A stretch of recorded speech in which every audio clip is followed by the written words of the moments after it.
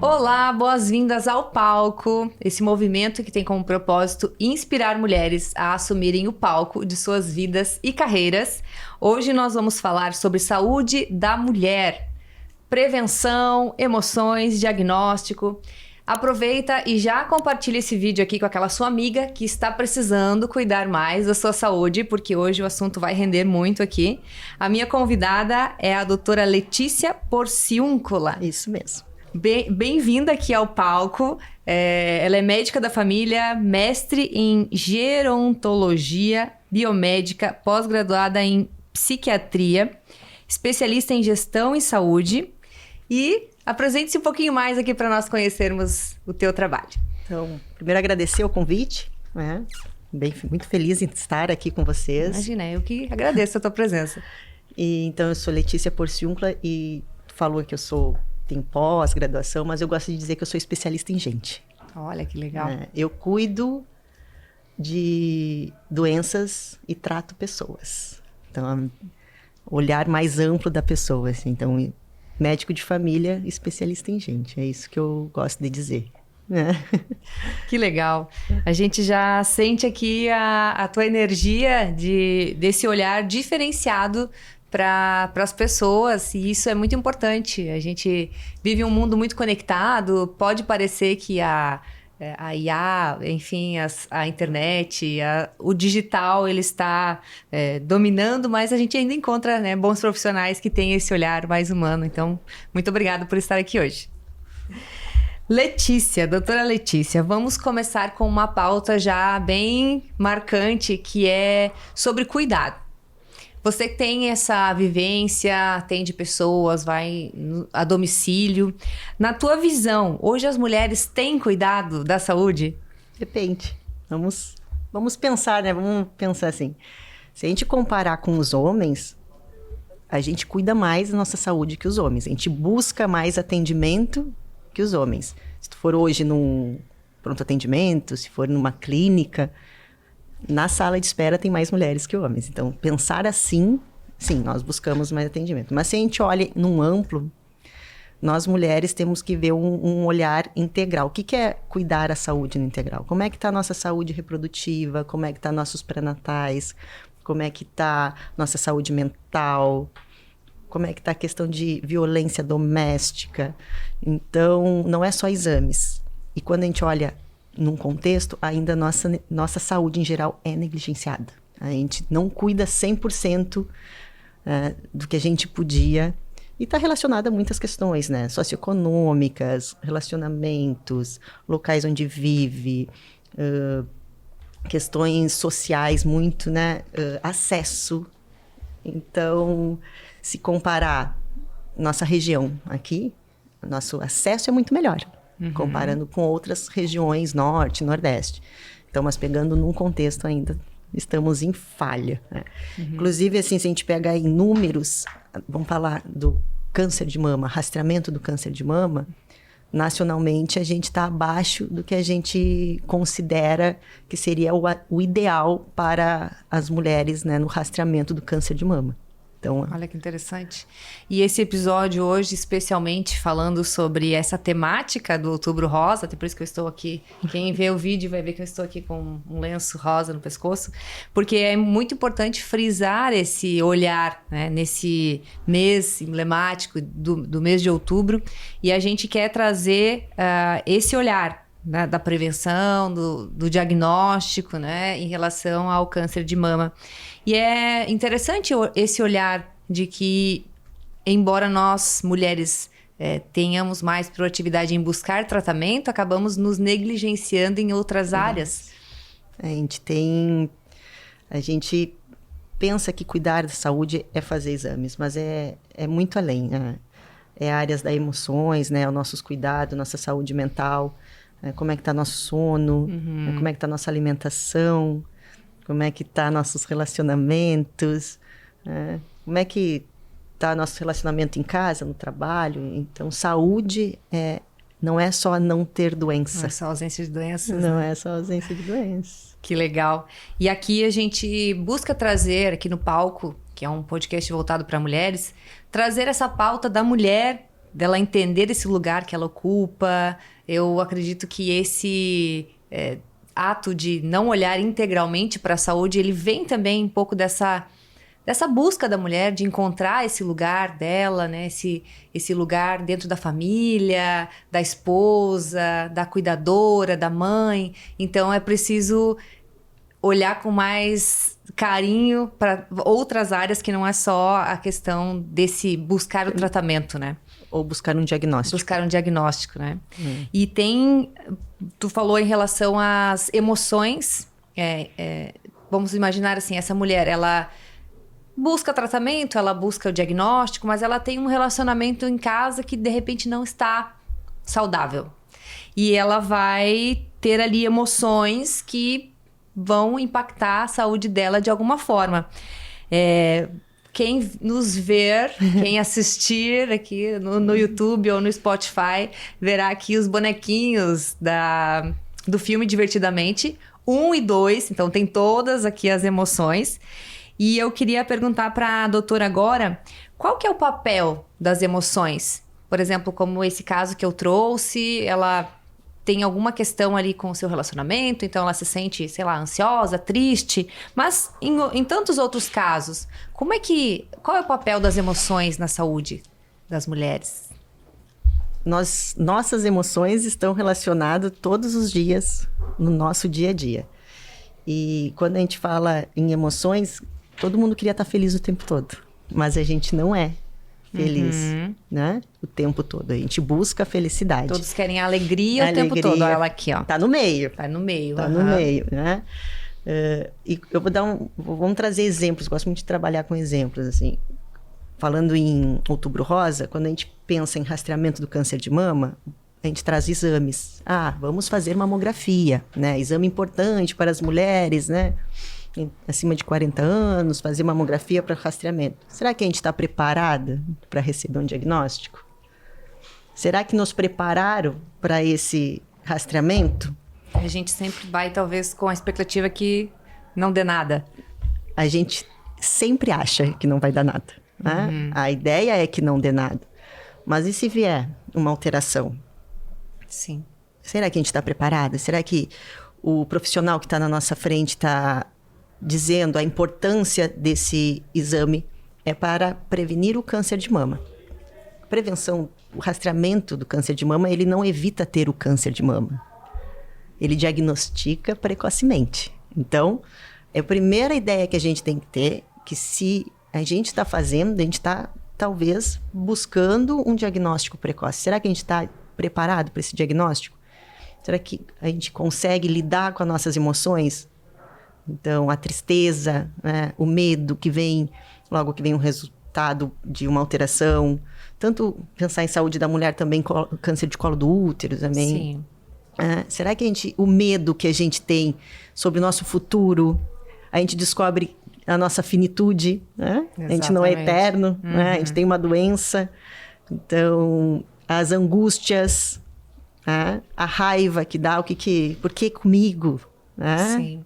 O que eu fiz? O que eu fiz para Deus, né? Às vezes a pessoa pode obter esse diagnóstico e como que ela vai gerenciar tudo isso, né? É uma questão bem delicada. E aí, quando tu me traz relacionamentos, se a gente já tá com alguma questões emocionais ligadas, vamos dizer, relacionamento, não tá muito bem, ou em casa, ou com os filhos, ou com os pais, ou até no trabalho, e vem um diagnóstico que é difícil, né? Como é que a gente vai lidar? Aonde que a gente vai ter esse apoio? Então, eu gostaria, assim, uma coisa que eu gosto de trazer quando a gente pensa em rastrear, vamos conversar não sobre o diagnóstico, mas sobre as nossas emoções, né? E se vier positivo? E se não vier, né? Se está tudo bem, e se ano que vem vier? A gente tem que saber que na busca de exames pode vir uma alteração. E como lidar com essas alterações, o que vai estar muito enquete é a nossa emoção. E aí vem todas essas, né? Todas Vem um misto? Um misto, elas vêm tudo ao mesmo tempo, né? Tem uma emoção que é a vergonha, principalmente no tratamento, né? Quando vem um tratamento naquelas mulheres que precisam fazer a mastectomia, a vergonha da amputação, né? Como lidar, como conversar até chegar a esse momento? Então, a gente não pode negligenciar. Isso é saúde, né? Sim. Não negligenciar a saúde emocional da mulher que está recebendo um diagnóstico ou que vai fazer um exame que pode receber um diagnóstico. E é importante esse olhar até para aquelas pessoas em volta dessa mulher que eventualmente pode receber esse diagnóstico. É muito importante que as pessoas que estão fazendo esse suporte, sejam familiar ou, como tu mencionou, um médico, tenha essa gestão das suas emoções para poder também passar uma palavra, passar ali um suporte para que ela consiga se estruturar, né? Que ela consiga suportar e gerenciar isso, que deve ser um turbilhão, né, de emoções. E nós, familiares, estamos preparados também? Exato. Né? A Ana Cláudia Quintana Arantes, ela lançou um livro essa semana e ela fala exatamente sobre esse ponto. Assim, ela fala sobre o diagnóstico como um tsunami. Eu quero ler uma passagem que ela é assim: diante de uma doença, muitas vezes somos como turistas catando conchas enquanto nosso corpo ou o corpo de alguém que amamos gesta um tsunami. Ignorantes ou apenas inocentes, sem saber o que se passa dentro de nós ou do outro, vivenciamos alguns estágios clássicos do processo chamado psicologia do mecanismo de defesa. E aí vem todas as emoções, né? Então, quando vem um diagnóstico, o tsunami vem e leva tudo que tu tem de história, do teu passado, leva o que tu criou do teu futuro, né? Porque a gente está sempre criando, né, coisas na nossa cabeça. E aí leva tudo até para tu se reconstruir. Né? A gente vê que realmente é um assunto, é uma pauta que vale a pena a gente trazer e ter profissionais como você que vão preparar e dar suporte para esse momento tão delicado. Sim. Que é, né, o diagnóstico. E você trouxe uma informação que é muito importante de ser frisada e de a gente levar em conta a diferença, né, de eu fazer uma prevenção e você buscar um diagnóstico. Existe uma diferença entre essas duas coisas. Então, no momento onde eu estou fazendo a minha prevenção, é o básico, né? As coisas do dia a dia. Você pode comentar um pouco sobre isso. E ficou muito claro para mim aqui, né, como ouvindo você nesse momento, e com certeza também para as nossas ouvintes, que no momento onde eu estou, numa temática como o Outubro Rosa, que é um mês de incentivo para esse rastreio, a execução de exames, ali eu estou buscando um diagnóstico, né? Estou buscando um possível não diagnóstico, né? Um possível não diagnóstico. A gente está tentando buscar que não tenha o diagnóstico, mas quando é prevenção secundária, daí a gente fala, a gente está buscando um diagnóstico precoce, né? Que é prevenir precocemente para que o tratamento seja mais resolutivo, seja menos invasivo, seja mais concreto. Né? A ideia da prevenção, de fazer a mamografia, é que a gente consiga diagnosticar precocemente, que o tratamento reduza a mortalidade. Sim. Esse é o ponto. Por que a gente rastreia? Porque reduz mortalidade. Tá. Mas não é porque não é para ter. Não. Se a gente está rastreando é porque a gente tem que diagnosticar cedo. Sim. E eu coloquei uma caixinha de perguntas antes dessa gravação de hoje aqui para as minhas seguidoras, tanto no meu perfil, né, Silvana Toneser com Z, e do nosso perfil do Palco Podcast, @Palco Podcast, para fazer perguntas aqui para a doutora. E em relação a essa temática agora, teve uma pergunta assim: qual é a pior emoção no contexto de... Qual seria a pior emoção para a saúde da mulher? Mas eu acredito que a pergunta seria assim: qual a pior emoção? Em qual emoção que eu não devo estar, né? Que isso pode agravar tanto uma condição de câncer ou agravar a minha saúde como um todo? Não tem pior emoção, né? Todas as emoções estão com a gente. Vendo divertidamente, a gente vê que não consegue não ter uma.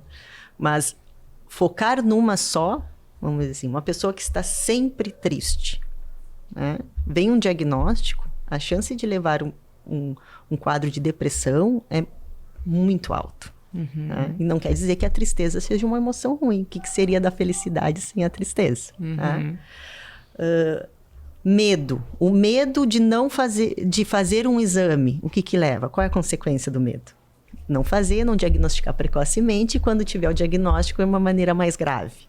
Então, o medo também é uma emoção, não é a pior, mas não tem uma pior ou melhor, mas cada emoção vai gerar uma questão. A raiva, se sentir culpado, né, de ter um diagnóstico, o que isso vai te trazer?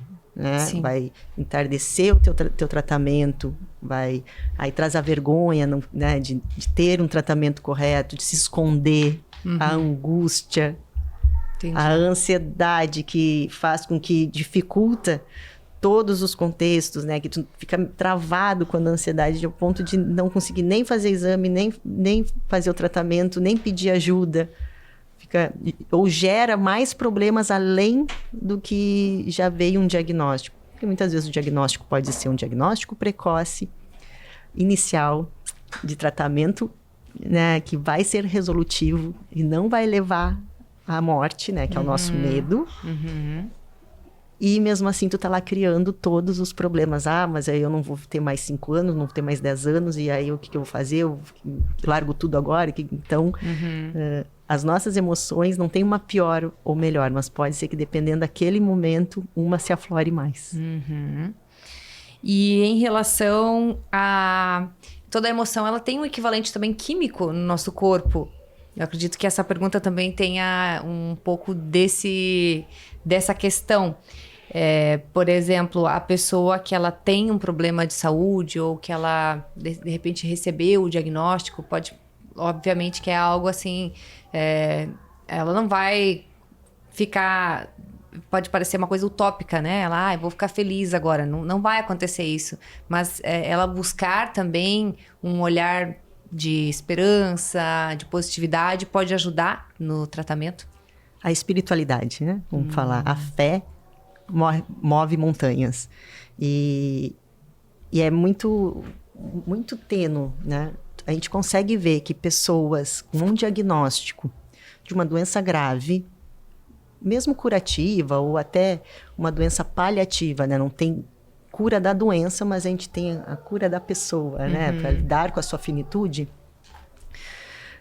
As que têm uma espiritualidade mais avançada, né? Têm uma fé, cuidam mais desse lado espiritual.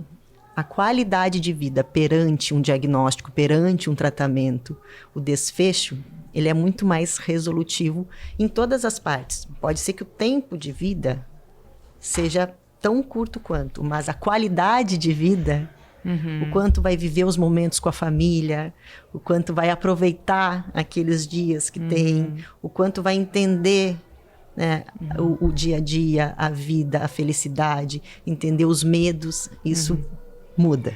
Isso move montanhas. E nesse ponto entra um suporte como o teu, de médico de família, médico terapia, paliativo, terapia. Todos os profissionais que trabalham com uma doença grave, com um diagnóstico difícil, deveriam tratar com mais cuidado, né? E um olhar diferenciado. Esse olhar humano, como tu falou aqui, né? A minha mãe, ela participa de um grupo que faz visitas nos hospitais. O nome do grupo dela é Doutores Risos de Amor. Ai, que lindo. E ela relata que ela sente, assim, uma energia muito diferente do momento onde elas entram em uma sala com crianças ou com as pessoas, né, mais debilitadas. E quando sai, parece que mudou, assim, aquela energia. Então, por mais difícil que possa parecer, a pessoa buscar algo, né? Essa fé, né? Buscar pessoas que possam elevar esse estado emocional pode ajudar, então, realmente. Totalmente. Faz parte do tratamento, esse tratamento espiritual, tratamento da vida. Não estou falando da doença. Sim. Tratamento de ti em frente a um diagnóstico. E é difícil, né, de lidar com essa finitude da vida. Saindo aqui das nossas perguntas, é algo que o ser humano, a gente não para pensar. A gente não está preparado. A gente acha que é eterno. Pois é. E até que a morte bate na porta por alguém, um familiar, um ente querido, um amigo. E aí, ou com a gente mesmo, né? Quando a gente tem um tempo de vida, né? Por causa de uma doença. A gente não está preparado com a finitude. Então, a gente tem que começar a trabalhar a nossa finitude até para conseguir viver melhor. Sim. E viver o hoje, viver o presente, aproveitar os abraços. Sim. Né? Aproveitar os carinhos, assim. Tem um outro livro que é Enquanto Eu Respirar, da Brainy. Ela fala assim, os 5 arrependimentos antes de morrer. Que as pessoas, ela fez pesquisa, assim, sobre quais são os 5 maiores arrependimentos das pessoas antes de morrer. Então, um deles, né, o primeiro é de decidir as coisas, não ter decidido mais coisas por ela, e sim pelos outros. Não a decisão por mim, mas pelos outros, né? Não ter demonstrado tanto afeto, não falar que ama. Sim. Não dar o abraço querido, não dizer eu te amo para um amigo, para um companheiro, uma companheira, para uma família, para uma mãe, para um pai, para um filho, assim, demonstrar o afeto. Não só receber, mas demonstrar, né? Ter mais tempo com as pessoas que tu ama. Os amigos, os familiares, que a gente faz bem. Porque a gente está sempre correndo. A gente está sempre trabalhando. Nunca dá tempo. Isso, uma pausa, assim, eu tive um amigo meu, na época, eu tinha acabado de me formar. E eu médica, fazendo plantão, e ele era engenheiro. Ele é engenheiro. E um dia, todo mundo se reunia sempre para alguma festa, para algum evento. E aí ele veio e disse, por que tu fez medicina se tu nunca tem tempo para nós? Uau. Então, foi bem marcante essa frase, né? O outro 5 arrependimento é trabalhar menos. Como? A gente põe o trabalho em primeiro lugar, mas dentro dos pilares da vida, a gente tem o nós, que é nós mesmos, a família e o trabalho. Se a gente não tiver em primeiro lugar, os 2 outros vão desandar. Sim. Então, não dá para ficar só trabalhando. A gente tem que pensar. Precisar de menos, talvez. Pode ser uma saída para isso. Né? A gente, quanto mais trabalha, mais parece que a gente quer mais. Quer mais. Calma. Exato. Freia. O que realmente é importante. Fazer uma reflexão, né? O que eu tô buscando? Para mim. Para mim. E por que eu tô fazendo tudo isso, né? E o último arrependimento era não ter sido tão feliz quanto ela queria ter sido. Uau. Então, quando eu comecei a dar uma lida mais, né, pra gente poder conversar, assim, eu digo, tem pontos, assim, quando a gente traz novamente a questão do rastreamento do câncer de mama, isso aqui tá tudo ligado. Além da gente não estar preparado para ter pro nosso rastreamento, né? A gente não tá, mulheres acima de 40 anos não estão preparadas, porque não é só um exame, é todo um contexto que vem. Quais são os arrependimentos que podem vir quando vier um diagnóstico? Olha, pegou fundo essa última fala tua aí, né? Uma vez eu li uma frase, para quem é mais espiritualizado, enfim, para quem acredita ou não, mas é um ponto de reflexão. E se Jesus aparecesse hoje e falasse assim, vamos, tá pronta? Sabe? É algo que a gente não para pensar, né? Não. Falasse, vamos. Aí a gente ia pensar, não, mas eu não posso. Tem tanta coisa. Não lavei a louça. Eu nem viajei tanto. Nem vi tantos meus amigos. Eu nem... Né? Então são coisas... É esse ponto. Até fiquei até emocionada aqui, mas é algo que realmente a gente, né, não para pensar. Não. Né? Por que a gente tem receio dos exames, né? Por que isso é tão forte? Porque tá falando de vida, né? Tá falando de vida e uma vida que você tem e de repente você pode não ter mais o período que você estimou que teria. Né? Porque é uma estimativa também, né, doutora? A gente estimou, a gente acha que vai viver. Até quando? Não sei, depende. Né? E qual é o contrário de morte? Eu diria a vida. É nascimento. Entre o nascimento e a morte há uma vida. Como é que a gente vai viver ela até morrer? Desde que a gente nasce, a gente está vivendo. Cada Sim. dia que a gente acorda, a gente está vivendo esse dia. Então, o contrário de morte não é vida, é nascimento. Entre elas, a gente tem uma vida. Nossa. É isso, né, gente? Eu acho que a gente poderia terminar aqui. Não, brincadeira. Tem mais. Desculpa, gente, acho que eu pesei. Mas é importante a gente falar isso porque a gente precisa, né? Precisa dessa reflexão, desse puxão, assim. Poxa, o que a gente tá fazendo com essa... tanto rastreamento. Exatamente. E o que a gente tá fazendo com esse palco que é a nossa vida, né? Quanto que a gente tá realmente se colocando, dando o nosso melhor. E na tua visão, com toda a tua experiência, quais que são aspectos relevantes e, assim, para a pessoa montar ali um combinho de prevenção? Essa prevenção primária, como tu falou, né? O que seria primordial, assim? Fazer o básico. Um básico bem feito. Vamos começar a olhar para o espelho. Te olha no espelho e diz o que eu faço por mim que tá bom, o que eu faço por mim que não tá bom e o que eu posso melhorar. Né? Se eu tô acima do peso, se eu não tô, ou se eu tô gostando de mim como eu tô, né? Não é só peso, não é só estética. Né? Se eu tô fumando, se eu tô bebendo, como é que tá minha alimentação no dia a dia? Eu tô sentando para almoçar, eu tô parando para pensar, tô enxergando as comidas ou eu tô comendo no celular? Comendo aqui e olhando... Ou em pé, tá? Como é que tá os meus relacionamentos? Todos. Relacionamento em família, relacionamento em casal, relacionamento em amigos. Eu sou uma pessoa legal? Será que as pessoas gostam de mim? Será que tenho esse ponto, assim? Teve uma paciente que disse, eu tô com medo que meu namorado termine comigo. Aí eu perguntei, por quê? Por que ele terminaria contigo? Não sei. Não, se tu tá com medo, alguma coisa tu tá sentindo que tu tá fazendo. Então, a gente tem que entender qual é a nossa reação pro outro ter uma... Se eu estou presumindo que pode acontecer, é porque, de repente, eu estou fazendo algo que está me sinalizando que possa acontecer. Que possa acontecer. Então, a gente tem que saber reconhecer, né? Onde é que nós precisamos melhorar. Não é o outro. O outro é responsabilidade do outro. Então, estou fazendo exercício, estou cuidando da minha saúde mental, estou fazendo terapia. Eu sempre digo que terapia não é só para nós, né? Para a gente também conseguir lidar com quem não faz. Ótimo. Entende? Sim. Então, porque é nós. Eu preciso saber lidar com a outra pessoa também.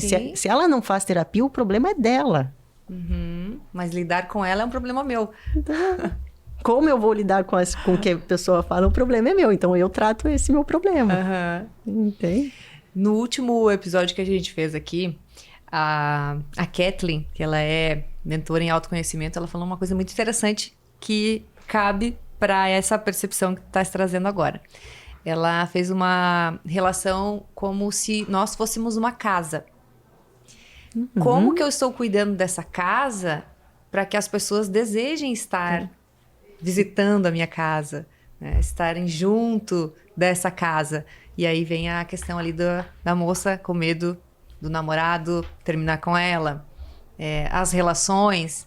Parte tudo desse olhar que eu tenho para mim. É nós. Mas é muito egoísmo? Não. Egoísmo é tu não cuidar de ti e achar que tem que cuidar dos outros. Porque geralmente esse ato de doar-se além da conta, ele tem um desejo, mesmo que seja inconsciente, de obter um reconhecimento, um amor. E que esse reconhecimento geralmente não vem por essa via, né? Como é que vão te reconhecer no amor se tu não tá te reconhecendo? Exato. Então, primeiro, te reconhece como pessoa, como mulher, como amiga, como irmã, como filha. Né? E aí, nesse ponto, a gente consegue ter as pessoas que gostam da gente da mesma maneira. E isso está relacionado com tudo, com a nossa saúde mental, com a nossa saúde física, nossas relações, nossa saúde no trabalho, nossa saúde nos relacionamentos. Exato. Tudo parte de mim. Tudo parte de mim. E dentro da tua visão também, será que as mulheres, elas têm consciência desse fato de que, de repente, na mesma linha que nós falamos sobre o autocuidado, né? Será que as mulheres têm, assim, uma consciência disso e se sabotam? Ou será que não têm consciência de que é o nós, essa instância que tu falou ali, o nós? Ou será que isso tá muito subjetivo? Qual que é a tua visão? A gente tem medo de se responsabilizar. Uau. Desde pequena a gente põe, a culpa é do outro. Foi ele! Uhum. É dele a culpa. Não. Na dieta Nunca... eu comi porque ela trouxe o bolo. Eu comi isso porque tava atrasada. Então era o que tinha. Uhum. Eu tive que pegar um sanduíche bem pesado em vez de uma salada porque era mais rápido. Sempre botando o porquê. Uhum. Não, eu comi porque eu quis. Não fiz atividade física porque tive não que ficar tenho até mais tempo. tarde do trabalho. Isso. Uhum. Não tô na terapia porque não dá tempo. Sempre o tempo. Porque eu dou atenção primeiro pros outros. Não. Porque primeiro eu preciso trocar o sofá da minha casa. Aí vai colocando sempre outras coisas como prioridade. Como prioridades. Então... é sempre o outro, assim, eu sempre digo, sempre acontece, foi ele, e tudo ele não é só a pessoa, outra pessoa, é outro contexto, nunca olhando pra mim. Nunca. Isso é forte, hein? Vamos olhar mais pra nós. Tem umas outras perguntas aqui também, uma delas é, qual exame que quase ninguém faz e que é super importante? Ai, adoro essas perguntas. Bom, exames a gente tem... muitos exames que as pessoas acham que são importantes e que, na verdade, talvez nem seriam tanto. Mas eu não sei o que essa participante estava em mente. Mas temos vários exames dentro da saúde da mulher que precisam, mas eu vou trazer um. Eu acho que é no contexto assim, poxa, será que tem algum exame que eu não estou fazendo e que eu deveria fazer? Pode ser. Eu vou trazer um, assim, que eu sempre pergunto, assim. Quando é que foi o último exame de HIV que vocês fizeram? Uau! Hã? E talvez a pessoa vai perguntar, mas e precisa? Nós não estamos falando em prevenção? Sim. Dentro dos exames de prevenção, que sempre fala em prevenção em muitos exames, dentro dos exames de prevenção, o exame de HIV, né? Ele é um exame que deveria ser pedido todos os anos para todo mundo sexualmente ativo. Vamos botar aí no... Quem fez? Eu vou abrir uma caixinha. Quem fez exame de HIV nos últimos 12 meses? Nos últimos 12 meses, ou nos últimos 24 meses. Mas, doutora, não bate nessa questão também de uma condição meio que social, assim, de como que isso vai ser encarado pelo teu marido? Né? Por exemplo, as mulheres podem pensar, eu não preciso fazer porque eu sou casada, né? Enfim... Aí são tabus que a gente fala sobre, né, principalmente falando em vida sexual, né, em sexualidade. Quando a gente fala em exame HIV, sífilis, né, a gente está tocando num tema que é tabu dentro das casas, dentro das escolas, dentro dos relacionamentos. Ninguém conversa, todo mundo faz, mas ninguém conversa. É o que a gente estava comentando antes, né? Pode fazer, mas não pode falar. Não pode falar. E aí quando tu diz assim, pode fazer um exame de HIV, sífilis, hepatite, é um exame que eu tenho que pedir permissão. Isso é algo assim, é super sério. Assim, eu tenho que pedir permissão, porque se vier um diagnóstico, é um diagnóstico difícil. Né? Então, e vai impactar em várias questões, né? Então, eu tenho que pedir permissão. E muitas vezes, quando eu venho, eu recebo um não. Não precisa. Aí eu pergunto por quê? Por que não precisa? Não precisa porque eu sou casado. Tá, e daí? Eu tô pedindo pra ti. Eu acredito que a grande maioria das mulheres iria responder isso. Mas eu preciso fazer? Eu sou casada? Daí, é aquela... Volto pro eu responsável por mim mesmo. A outra parte é responsável por ela. Então, se a pessoa faz o que faz, deixa de fazer exame, ou se faz qualquer... Não é nossa responsabilidade naquela consulta. A nossa responsabilidade é pela pessoa que está comigo. Então, é um exame que eu digo que é importante e que ninguém faz. Exame, então, respondendo a pergunta aqui, é o exame de teste de HIV. De doença sexualmente transmissível. No geral, assim. Em geral. Quando é que foi o último exame de sífilis? Aumentou sífilis no país. Por que será? Porque fazem? Olha só. Quebrando tabus aqui, Quebrando gente. tabus. Isso é saúde da mulher, não é só Isso. rastreamento. E eu vou retomar o que tu comentou antes. Essa dificuldade que a mulher tem de ser um pouco egoísta. Não, porque até mesmo essa palavra, né, egoísmo, pode parecer um pouco negativa, mas podemos dizer que existe uma instância onde o egoísmo pode ser saudável e pode prevenir doenças também. O egoísmo, que é aquele egoísmo pro teu autocuidado, né? Isso. Não é um egoísmo pra maldade. Isso, exatamente. Né? Essa instância, assim, de olhar para si. Ah, mas isso aqui, de repente, eu fazer esse exame, né? O exame das doenças DSTs, né? Se eu fizer, eu vou ferir alguém que eventualmente pode se ofender. Nesse ponto, o egoísmo. Não, Isso. mas eu vou fazer porque eu. Né? Porque se vier positivo, a gente tem outra questão para resolver. Porque se vier, quem vai resolver é o eu. O não eu, é o outro não que é o eventualmente pode se ferir com. Exatamente, porque é a tua saúde. Olha só. Continua sendo você. Se vier positivo, quem tem que se tratar, quem tem que se cuidar é você. E teve mais uma pergunta aqui que talvez não tenha tanta relação com essa última pauta, mas de repente a gente pode encaixar, que é a questão da reposição hormonal. É bom, não é bom? Você indica, não indica? Depende. Tudo depende, né? Na medicina, tudo depende, né? Não é 1 mais 1... Uma receitinha de bolo, né? De bolo, não, não é. Tudo depende. Tá. Quem é a mulher? Quais são os sintomas? Como é que ela tá? Não é porque a mulher entrou na menopausa que é terapia de reposição hormonal para todo mundo. Inclusive, vamos aproveitar que tem uma outra pergunta aqui. Como saber se eu estou na menopausa? Talvez dá para contextualizar essas duas juntas. Clinicamente, 1 ano sem menstruar. 1 ano sem Diagnóstico de menopausa. Clinicamente. Não vamos olhar em exame, tá? Vamos pensar clinicamente o que é uma mulher na menopausa. 1 ano sem menstruar. Isso é diagnóstico de menopausa. E se for uma condição por outra coisa? Por exemplo, ovários... Como é que é aquela condição dos ovários policísticos? Aí é ovário policístico. Aí ela já tem um diagnóstico antes. Ela tem um outro diagnóstico. Menopausa é a falência ovariana. O que é a falência ovariana? Não produção dos hormônios da mulher. Então, se ela menstruava sempre bem certinho, passou 1 ano sem menstruar, clinicamente, ela está na menopausa. Precisa fazer algum exame para diagnóstico? Obrigatoriamente não. Tá.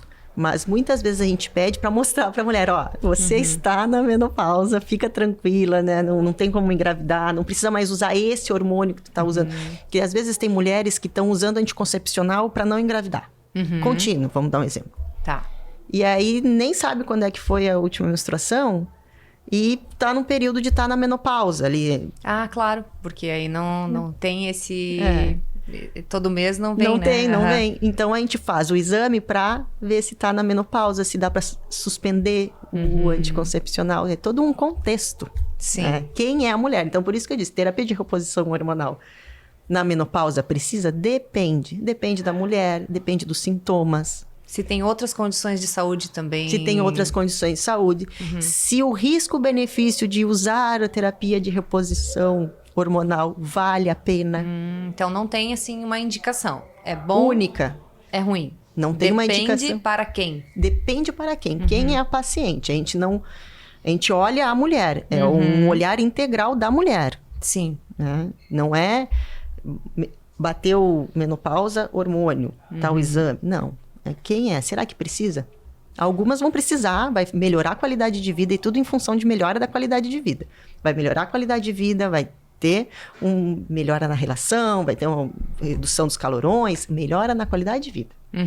Mas se a mulher entrou na menopausa e não está sentindo nada, está super bem, tá tudo vamos bem. acompanhar até o momento que precise ou não. E algo que no meio onde eu convivo, eu vejo as pessoas fazendo, as mulheres fazendo, é a adoção de hábitos de alimentação, principalmente, exercício físico, e que acaba isso não precisando, não é que não precise, mas acaba amenizando esses sintomas, isso é real. Primeiro tratamento é não medicamentoso. Sempre, para tudo. Hábitos de vida, né? Não dá pra fugir. Exercício físico, alimentação saudável, terapia, sono adequado, boas relações. Eu vou repetir tudo que a gente falou no início. Vamos resumir. Porque isso é tratamento. O tratamento não é remédio. Sim. O remédio é um tipo de tratamento. Mas o tratamento principal é você. É não contigo. criar aquela condição, né? É não criar aquela condição, ou se tiver uma condição, como é que eu consigo me olhar no espelho e me tratar? E me cuidar? E me olhar? É nós. É o olhar para nós e ver como é que eu posso melhorar. Estou fazendo tudo o que preciso e mesmo assim preciso de algum tratamento para ajudar, a gente vai entrar com medicamento. Depende de qual tipo de questão, de patologia, mas fazer o básico bem feito, né? Exato. E se você não perguntou nessa caixinha de perguntas e quiser perguntar mais alguma coisa, depois deixe nos comentários que eu vou mandar vou mandar para a doutora Letícia aqui, né? Essas dúvidas. Conta para nós, ou enfim, a gente... Antes de te perguntar isso, né? Quais seriam as dicas práticas que você daria, né? Eu acredito que fica muito claro, muito evidente que a gente não deve tentar se autodiagnosticar. Às vezes a gente fica querendo, assim, muitas... pergunta aqui, vai no Google, vai no ChatGPT. A gente fica querendo encontrar muitas respostas de forma genérica e isso vai impactando aqui nas emoções e distanciando do que é mais importante, que é esse olhar humanizado que um profissional pode nos dar. Exatamente. Então, parar de ficar procurando em todos os lugares, buscar numa fonte, né? Num tratamento, numa pessoa, num profissional que tem a bagagem suficiente para te olhar ali como um ser humano, com todas as suas nuances, que são muitas, né? Então, não tem... receita de bolo, né? Não. Mas quais são as dicas práticas que você daria para essas mulheres para que elas se cuidem mais, cuidem de sua saúde, tanto no dia a dia quanto nesse longo prazo, né? Pensando em uma longevidade e na prevenção também do câncer de mama. Aí eu vou trazer novamente a Ana Cláudia Quintana Arantes falando do deserto. Se a gente sabe que vai envelhecer, por que a gente não se cuida desde o início? E então a gente tem que se programar a gente tem que se programar como mulher para nossa menopausa, porque a gente sabe que vai entrar e tendo na menopausa questões que podem ser alteradas por causa da falta dos hormônios, questão de saúde mental, né, muitas mulheres, assim, se tu já tem um quadro de saúde mental, provavelmente na menopausa pode intensificar, né? Então, se tu já tem uma questão de dificuldade de perda de peso na menopausa, pode intensificar. Se tu tem uma insônia na menopausa, pode intensificar. Então, se a gente sabe, nós mulheres, vamos entrar na menopausa, por que a gente não se programa? Se a gente sabe que vai envelhecer, por que a gente não se cuida para o nosso envelhecimento? Não é quando chega na hora. Quando chega na hora, a gente tem que se cuidar, mas vai ser muito mais difícil quando já chegou e a gente tem que fazer toda a mudança. Então, comece com as mudanças do básico bem feito. Tenta, mais uma vez, ver o que eu já consigo me resolver. Se tu é uma adolescente ou uma mulher jovem, vamos dizer ali 20, 22 anos, e já tem uma rotina de vida que não é das melhores, fuma, sai toda noite, não tem uma alimentação saudável, os relacionamentos são tóxicos, tá na hora de rever os teus pensamentos e teus relacionamentos e a tua vida, porque tu vai estar envelhecendo e como é que tu quer estar daqui 30, 40 anos? Se tu é uma mulher que está ali entre 40 anos, ali, que é uma fase também de bastante mudança, que é uma fase da mulher em ascensão, onde os filhos estão mais ou menos na adolescência ou saindo de casa, como é que tu tá te preparando para esse momento, né? Se tem... Então, tudo é o momento que a gente tá e como que a gente quer chegar. Se tu tá com 50 anos, entrou na menopausa, tá vendo, né? Não se cuidou até agora. Como é que tu quer passar por essa menopausa? Como é que tu quer chegar daqui 20 anos? Então, sempre eu digo, o remédio é uma parte. O que a gente precisa é sempre fazer um básico. se ajudar, se olhar, se entender, se conhecer como mulher. Muito bom.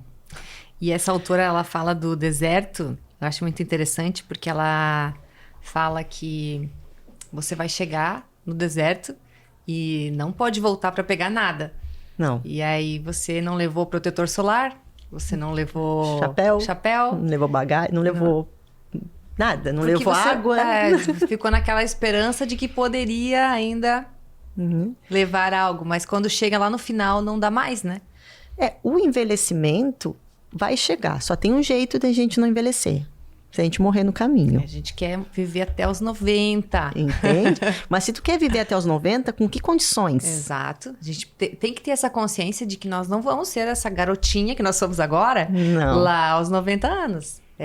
E aquilo que a gente vai fazendo no hoje, nesses compartimentos hermeticamente fechados, que é o dia que a gente vive, é como se fosse uma poupança, né? Uma poupança. Vai colocando todos os dias ali uma saladinha, um exercício, né? Uma saúde mental, para você chegar lá no final e ter essa economia, digamos assim, né? Quanto mais a gente vai envelhecendo, vai vir algumas doenças crônicas que a gente não vai conseguir evitar. Mas como tu vai lidar com essas doenças, como essas complicações dessas doenças vão vir, vai depender muito do teu estilo de vida, da tua qualidade de vida, das tuas condições de saúde.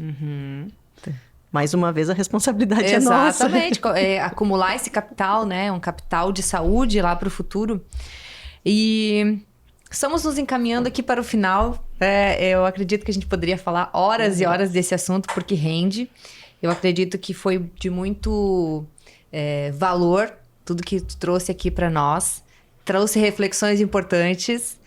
Sair um pouco desse olhar mais mecânico que a gente tem no dia a dia.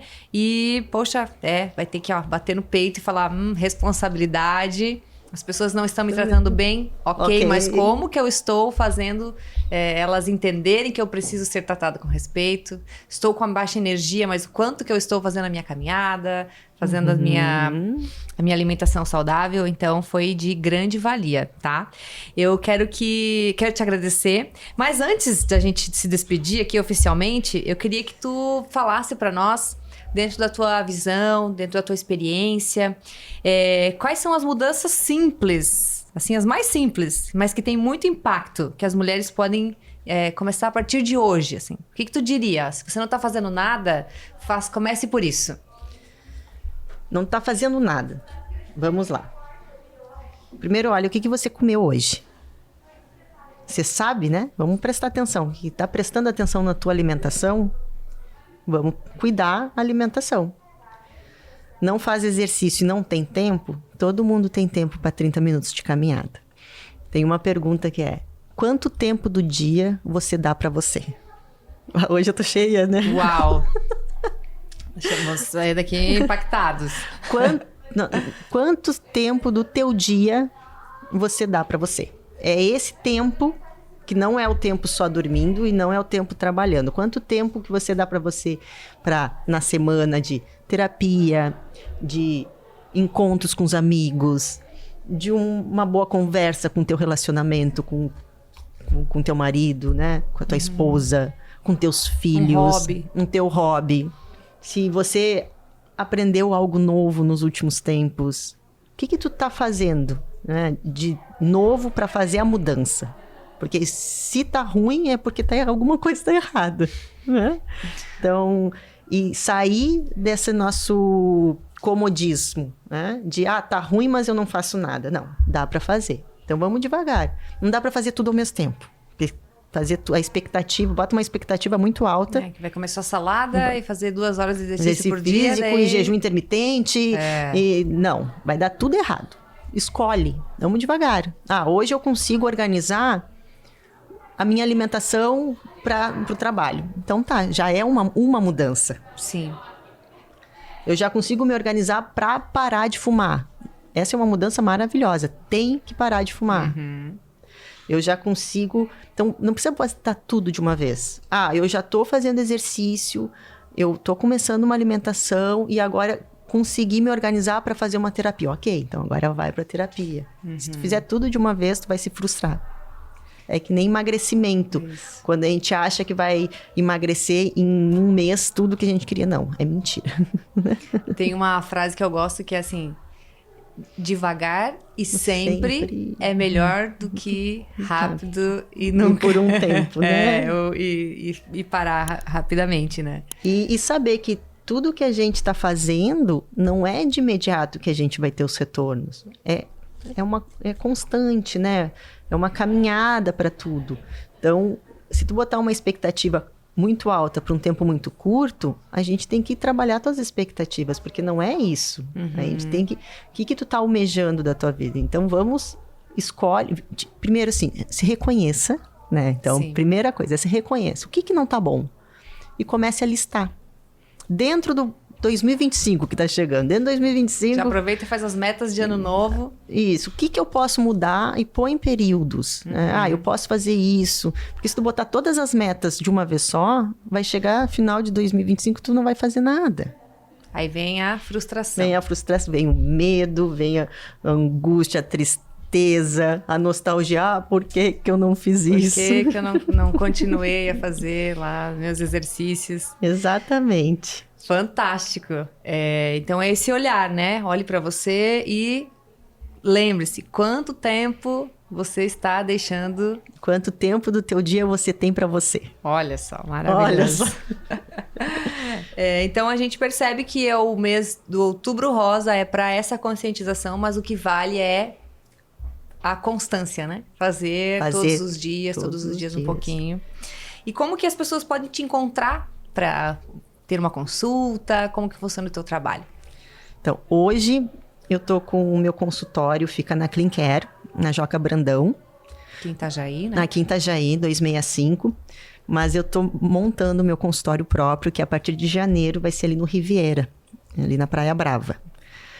Pode me encontrar no meu telefone, que é 047 999 44 1380. E me segue no Instagram, né, no Doutora Letícia Porciúncula. E a gente percebe que tu tem um trabalho muito bonito, né? Admirei demais aqui o teu trabalho, adorei te conhecer. E tem um livro também, né? Mulheres na Medicina, Missão, Amor e Propósito, ao qual você escreveu um capítulo. Isso. A gente lançou, foi o ano passado, esse livro em abril do ano passado, pela editora Líder. É uma editora que trabalha com mulheres. E esse livro foi o primeiro livro de mulheres na medicina, onde cada autora escreveu a sua história, né? Sua história na medicina, seu propósito, deixou a sua marca, né? De como vê a medicina, como cuida das pessoas, né? O que quer levar da medicina para os outros, né? Porque a medicina não é só tratar doenças, né?